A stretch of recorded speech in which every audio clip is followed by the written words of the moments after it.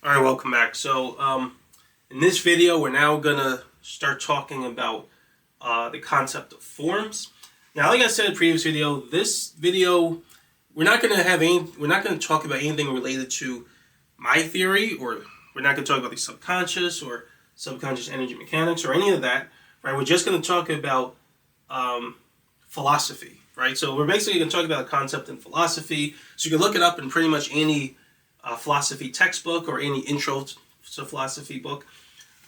This is usually taught in like introductory philosophy courses in college, this concept. Like I said, I think we don't have to talk about this to talk about what we're going to talk about later, but I think it's useful to kind of see the connection between the two. So especially if you're already like into philosophy, or you've already studied this, then you're going to definitely see a connection between this and what we're going to talk about later. So I just think it's like useful and interesting to kind of talk about this first, and then it's going to help make the other videos a little easier. So the first thing I basically want to say is that so we're talking about Plato, right? So Plato was a Greek philosopher from ancient Greece, and he was a dualist, right? Which basically just means he believed that reality was basically broken up into two main branches, right? So a physical realm and a metaphysical realm, right? So usually the physical realm is obvious, right? That's the world that we can easily see and interact with our physical body. Metaphysical realm is generally considered to be the unseen realm or unseen world that you can't physically detect with any instrument or with your physical body, but we know it's there. Usually that's attributed to your thoughts or your soul or spirit.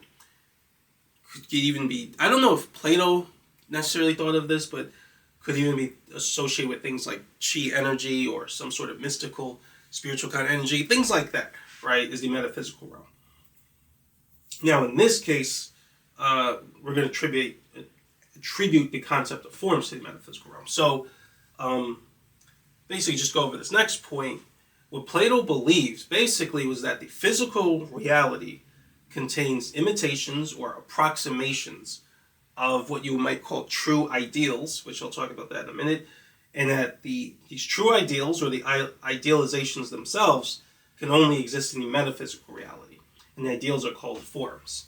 So that's a very sort of bare bones definition, but basically what it's getting at is the dynamic or the dichotomy between the physical and the metaphysical realm, according to Plato and Socrates, was that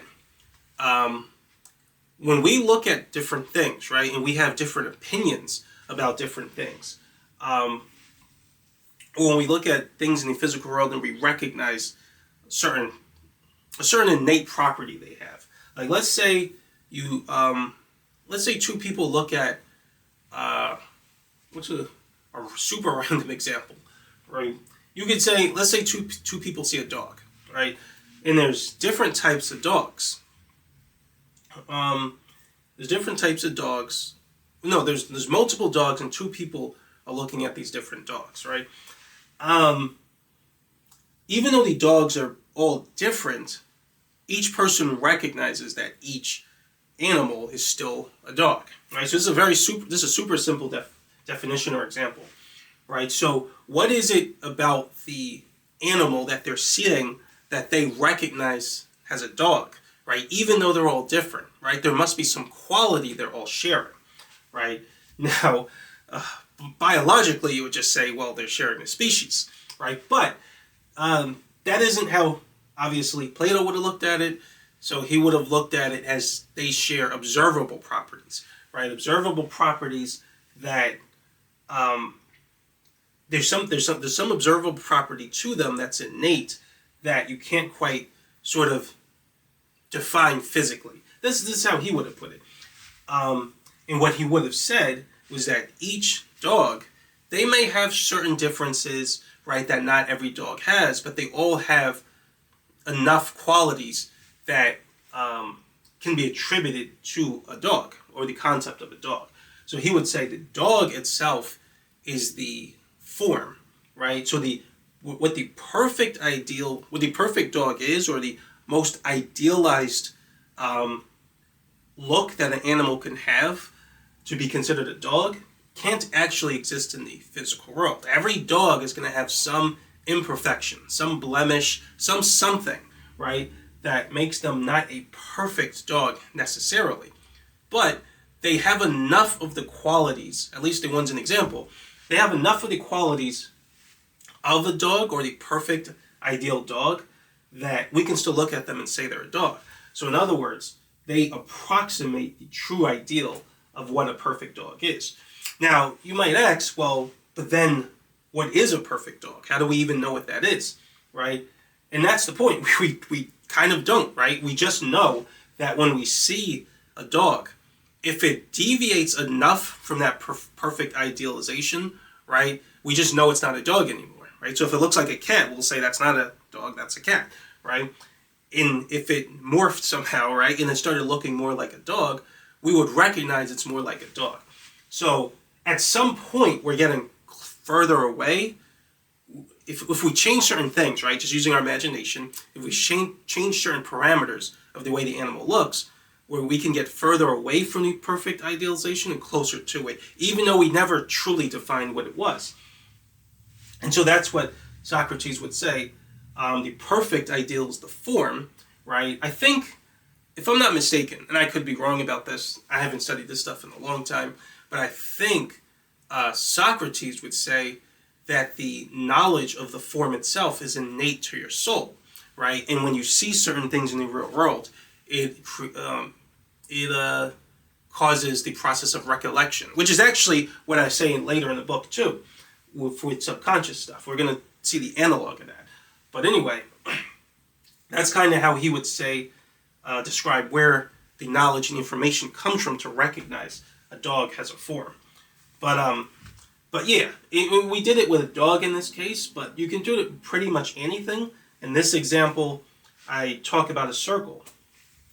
So a circle is actually also a form. That one's a little easier to kind of picture in its perfect form, right? Or understand at least its perfect nature. So obviously a circle would be a geometric shape, a two-dimensional geometric shape whose circumference is equal to 2 pi times its diameter, or 2 pi times the radius and pi times the diameter. So, and obviously it's 360 degrees. So we can describe it mathematically and describe certain relations between certain values that it has to sort of describe the perfect circle. But let's say we're not even doing that, right? Let's just say that we're looking at something in the physical world, right, that appears to be very, very, very circular. To us, it may even appear like a perfect circle.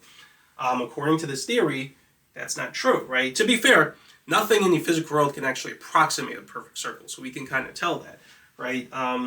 Because if you zoom in close enough, right, or far enough, however you want to say it, to the surface, you'll see that there are imperfections where it doesn't, the curvature of the curve of the perimeter, I guess, of the object, it doesn't precisely follow that equation, right, where the circumference is equal to pi times diameter, right? There's always some imperfection if you zoom in far enough, right? But as it appears to us to look more and more circular, we would just perceive it to be a perfect circle, right? So in other words, the physical object approximates a perfect circle, but nothing in the real world can actually be perfect. So the thing that we're perceiving that physical object getting closer to as it becomes a better and better approximation is actually the form, right? The form circle. So the form only exists in the metaphysical realm.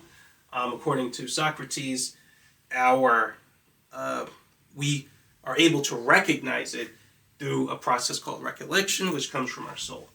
And yeah, we gave an example of a dog in geometrical shape, but I think he would describe it to almost anything, right? So a chair, right? There represents an idealization of a chair, right? So you can have a perfect chair, right? You can have many different chairs. You can have some chairs that are higher, some that are lower, some that are different colors, some that are smoother, some that are rougher. But no matter how they look, you generally will be able to look at each one of them and say, oh, that's a chair, right? So what quality do they all share that makes you recognize them all as chairs despite their differences, right? the quality they all share is the form, right? That they're all participating in the concept of the form, right? And again, you recognize that from the process of recollection from your soul. I could go into the concept of truth and beauty and things like that, because those are very similar.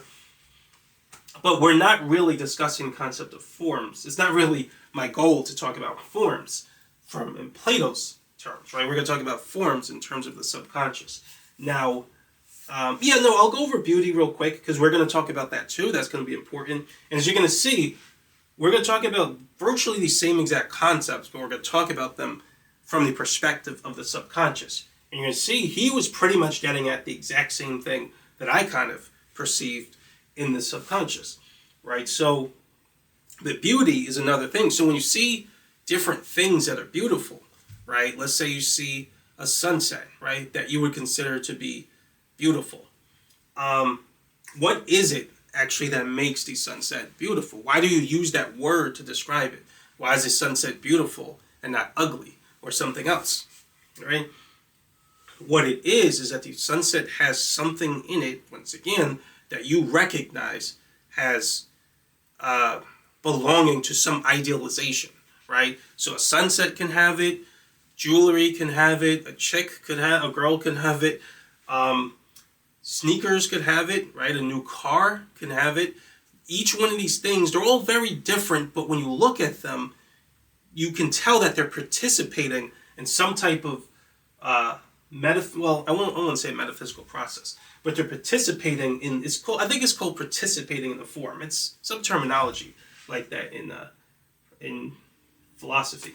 But they're participating in the form of beauty to some degree, right? So you would say that there is a perfect idealization of beauty, right? Just like the circle, just like the dogs, there's some perfect ideal of beauty, right?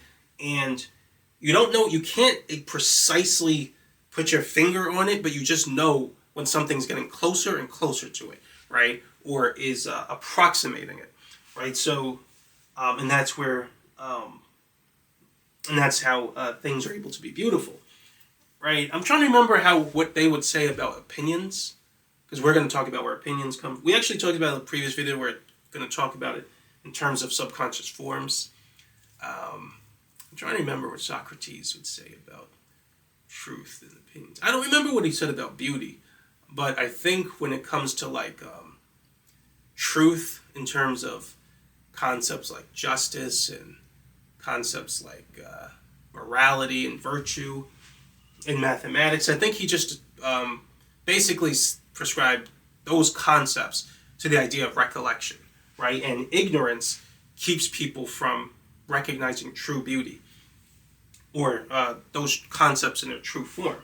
So opinion is more false, and a person could sort of go deeper into their opinion which means going deeper into ignorance. And when they go closer to truth, they are able to perceive through the process of recollection the more true form of morality, virtue, justice, which is actually exactly how I'm going to describe the subconscious too, the process. So I don't know if I'm just sort of piggybacking off my own ideas and interpreting this through them, or if this is really, the way I described it is exactly how it normally is described, and the ideas that I came up with just match it. So I don't know, right? Because I haven't looked this up in a long time, but at least I haven't looked it up in detail in a long time.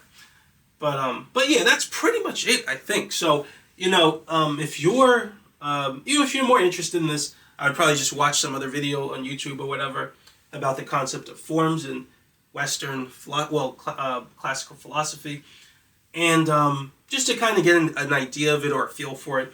And then you're going to have a better understanding of what we're going to talk about with subconscious forms, which I think we're going to talk about in the next video. So yeah, that's pretty much it. Like I said, you're going to look this up before watching the next video if you want to just feel a little bit more comfortable. But that's all. So thanks for watching, and I'll see you next video.